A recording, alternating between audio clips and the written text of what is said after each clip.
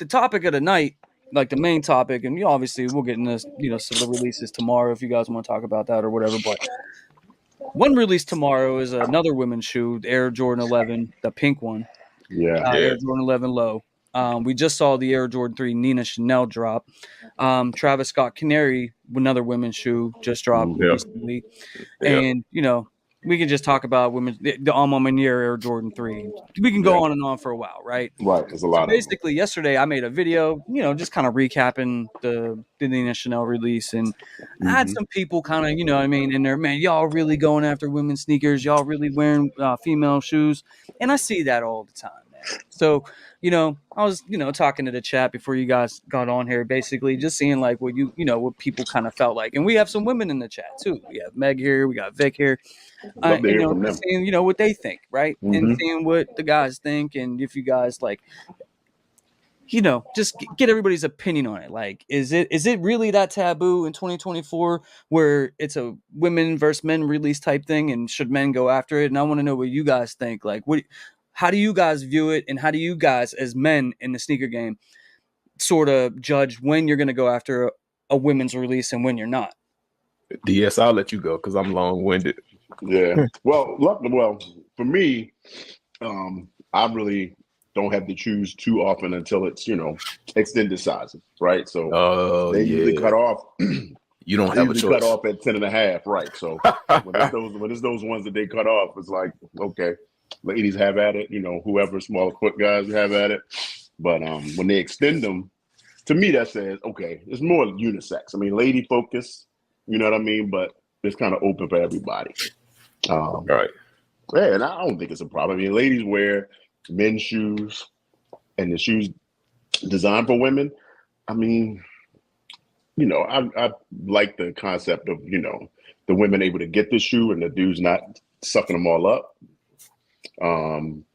But I think it's kind of free for all. I mean, it's nice to have a focus, but everybody kind of wears each other's shoes, I think. So I'm in the middle. Okay. For me, it's good to see you kind of be a little bit more open-minded about women's releases, because I know in the beginning when you started, you was like, I can't touch women's shoes because that good stuff. For me, I don't care. It's all fair game.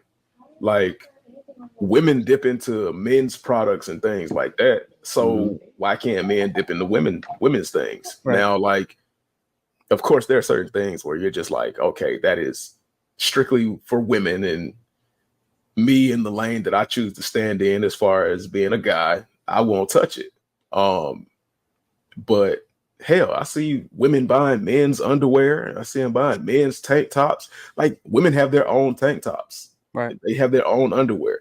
Right. But I mean, they buy men's t-shirts. They buy shoes, or basically, like DS said, unisex. So I mean, that's what it is.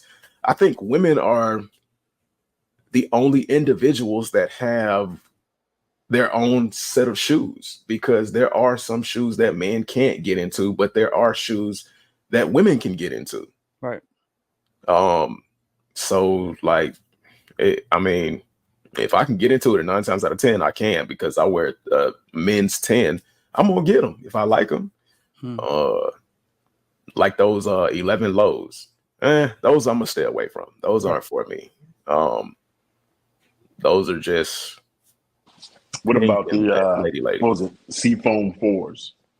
Seafoam 4s. Yeah, that was a woman. Yeah. I don't remember what they look like. Sulfur, was it Sulfur? Was that another? The Vivid Sulfur was a women's release. Yep.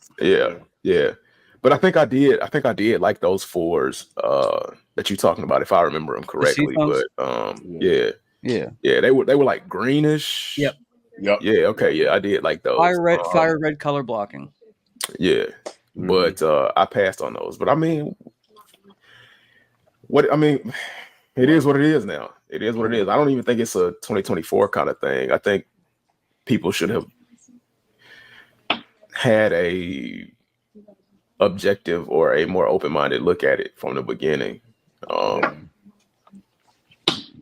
guess the brands do it, right? It's marketing number one. Marketing. Marketing than anything.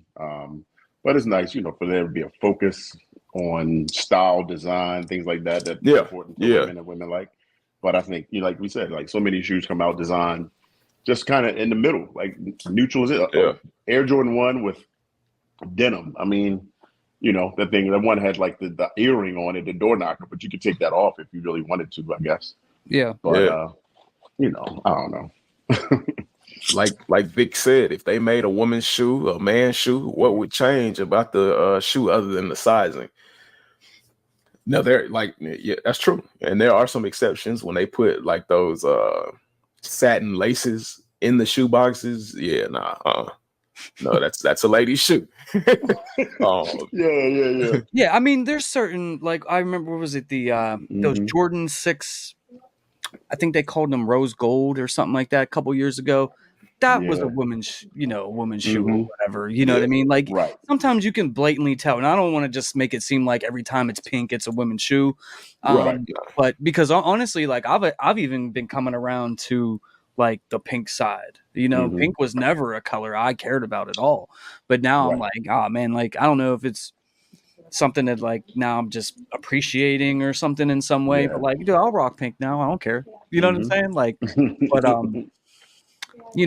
but in my comment section on my videos, like, anytime I cover a women's release, like, I get like those one or two knuckleheads that'll be like, "Oh, you guys are weird," and blah blah blah, and I'm just like, I don't know, I don't know, bro. But like, but on the flip side, right, in Homegrown, he alluded to this, and I mentioned this here at the beginning when I started, was, I do kind of struggle with that at times. You Right. know what I mean? Because it's like, like the Nina Chanel, like, Yeah. I tried to get it, but like, I ain't get it. Oh well, it's a women's shoe anyways. You know what I mean? Right. I don't know if that I tell myself that to make myself better about the L. Right. I didn't really want it that bad anyway. Yeah. But then when they drop a Travis that's a women's shoe, I'm like, oh man, I gotta get that. Right. Nobody would. I mean? Right. Like, When that drops, nobody even talking about. Yeah, nobody comments that when it's a Travis. No, Right. Nope, not no one. No, Exactly. no one. Yeah. So, because here's the problem. It's hype.